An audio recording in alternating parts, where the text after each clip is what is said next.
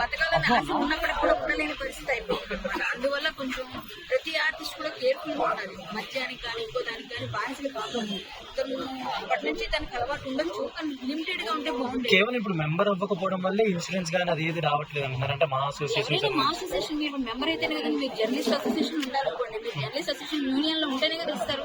మీరు అసోసియేషన్ లో వచ్చి మెంబర్ కాకపోతే మీరు చేయాలంటే మేమేదో పర్సనల్ గా చేసేది మేము చేసాం. ఎవరైనా చేస్తారు, ఏ ఆర్టిస్ట్ అయినా ఏ హీరో అయినా ఎవరైనా ఇష్టమైతే ఎవరైనా ఏదైనా చేస్తారు. కానీ యూనియన్ అన్నప్పుడు దానికి రూల్స్ ఉంటాయి కదా, ఆ రూల్స్ ప్రకారంగా వాళ్ళు దానిలో మెంబర్ కాదు. కాబట్టి మేము మెడిక్లెయిమ్ కానీ ఏదని దానికి చెందదు. అది ఎవరికైనా రూల్ ఇస్ రూల్. కాబట్టి ఎక్కడైనా ఎవరైనా అలాగా అక్కడ మిస్ అయిపోయిందంటే దాన్ని నెగ్లెజెన్సీ అంటారు అన్ని విధాలు. అది కొంచెం ఆరోగ్యమైన జాగ్రత్తలు ఉంటే ఇంత తొందరగా వెళ్ళిపోయాడు. చిన్న వయసు పెద్ద వయసు కూడా 54, 53 సంవత్సరాలు అంటే చనిపోవాల్సిన వయసు కాదు.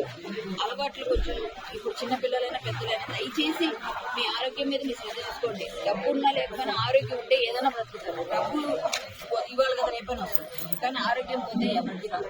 దయచేసి అది మాత్రం అందరూ గమనించుకోవాల్సిందిగా మరొకసారి కోరుకుంటూ అతను ఆత్మకు శాంతి చెప్పారు.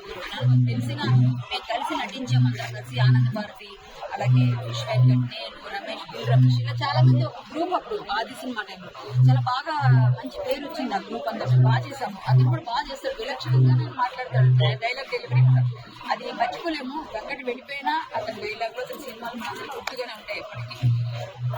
వాళ్ళ కుటుంబానికి అయితే పెద్దవాళ్ళు ఉన్నారు, ఎవరైనా కొంచెం ఆదుకోవాలని కోరుకుంటున్నాను. నేను కూడా ఆ చేతనైనా మేము చేశాము. ప్రతిసారి అందరూ అన్నిసార్లు చేయలేరు. ఆరోగ్యం బాగుంటుంది, తను మళ్ళీ గుంజుకునేవాడు. అనుకోకుండా మన ముందు వెళ్ళిపోయాడు.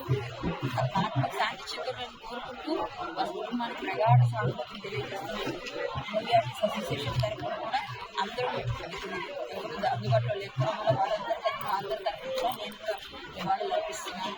ఎందుకంటే మా అందరికీ ఎప్పటికీ గుర్తుండిపోయినట్టుగానే మా అందరం మర్చిపోలేనట్టుగా మంచి క్యారెక్టర్ చేశారు. అతనికి ఎప్పటికీ కూడా ఆ పేరైతే ఉంటుంది. ఇంతమంది ఈరోజు కూడా అతని కోసం వచ్చారంటే అతను మంచితనం. ప్రతి ఆరోగ్యం పట్ల జాగ్రత్త ఉంటే ఇంకా మంచి చాలా సినిమాలు చేసేవాళ్ళు. ఎప్పటికీ నేను బాధపడుతున్నాను. ఆరోగ్యాన్ని ఎప్పుడు కూడా కాపాడుకోండి. ఇదే